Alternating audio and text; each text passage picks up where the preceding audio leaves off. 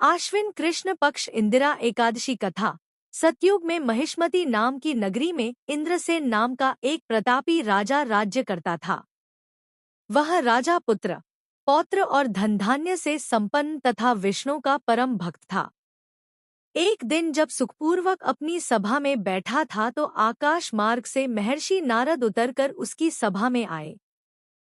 राजा देखते ही हाथ जोड़कर खड़ा हो गया और विधिपूर्वक आसन व अर्घ्य दिया।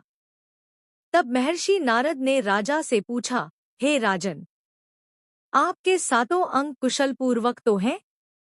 तुम्हारी बुद्धि धर्म में और तुम्हारा मन विष्णु भक्ति में तो रहता है?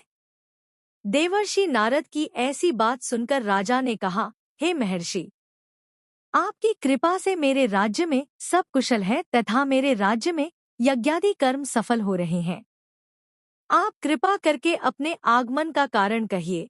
तब नारद जी कहने लगे, राजन, मुझे महान आश्चर्य हो रहा है कि एक समय जब मैं ब्रह्मलोक से यमलोक को गया था तब वहां यमराज की सभा में मैंने महान ज्ञानी और धर्मात्मा तुम्हारे पिता को बैठे देखा। मुझे बताया गया कि वह एकादशी का व्रत भंग होने के कारण यमलोक में है। तब उन्होंने जो संदेश दिया है सो मैं तुमसे कहता हूँ। उन्होंने कहा कि पूर्व जन्म में कोई विघ्न हो जाने के कारण मैं यमराज के निकट रह रहा हूँ। यदि मेरा पुत्र इंद्रसेन आश्विन कृष्णा इंदिरा एकादशी का व्रत करे और उसका फल मुझे अर्पित करे तो मुझको स्वर्ग की प्राप्ति हो सकती है। तब राजा कहने लगा कि हे मुनिवर, आप कृपा करके इस व्रत की विधि विधान मुझे बताइए।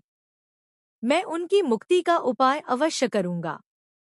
इस पर नारद जी ने बताया, हे राजन, आश्विन माह की कृष्ण पक्ष की दशमी के दिन प्रातःकाल श्रद्धापूर्वक स्नानादि से निवृत्त होकर श्रद्धापूर्वक पितरों का श्राद्ध करें तथा एक बार भोजन करें एवं रात्रि में भूमि में शयन करें। प्रातःकाल होने पर एकादशी के दिन स्नान करें। फिर व्रत के नियमों को भक्तिपूर्वक ग्रहण करते हुए संकल्प करें कि मैं आज संपूर्ण तपनिष्ठा के साथ भोगों को त्याग कर निराहार एकादशी का व्रत करूंगा। हे अच्युत पुंडरीकाक्ष, मेरी रक्षा करें। इस प्रकार नियमपूर्वक शालिग्राम की मूर्ति के आगे विधिपूर्वक श्राद्ध कर योग्य ब्राह्मणों को फलाहार का भोजन कराएं और दक्षिणा देवें। पितरों के श्राद्ध से जो बच जाए उसको गाय को दे तथा धूप, दीप, गंध, पुष्प, नैवेद्य आदि सब सामग्री से ऋषिकेश भगवान का पूजन करें। रात में भगवान के निकट जागरण करें।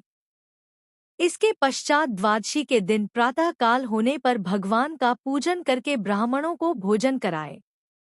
भाई बंधुओं, स्त्री और पुत्र सहित आप भी मौन होकर भोजन करें। नारद जी कहने लगे, हे राजन, इस विधि से यदि तुम इस एकादशी के व्रत को करोगे और उसका पुण्य फल अपने पिता को अर्पित करने की प्रार्थना करोगे तो तुम्हारे पिता अवश्य ही स्वर्गलोक को जाएंगे। इस प्रकार उपदेश देकर नारद जी अंतर्ध्यान हो गए। नारद जी के कथनानुसार राजा द्वारा इंदिरा एकादशी के आने पर अपने बंधुबांधवों सहित व्रत करने से आकाश से पुष्प वर्षा हुई और राजा के पिता गरुड़ पर चढ़कर विष्णुलोक को गए। राजा इंद्रसेन भी एकादशी के व्रत के प्रभाव से निष्कंटक राज्य करके अंत समय में स्वर्गलोक को गया। भगवान श्री कृष्ण कहने लगे, हे युधिष्ठिर, यह इंदिरा एकादशी के व्रत का महात्म्य मैंने तुमसे कहा। इसके पढ़ने या सुनने से मनुष्य के सब पाप नष्ट हो जाते हैं और वह सब प्रकार के भोगों को भोग कर अंत में बैकुंठ को प्राप्त होता है।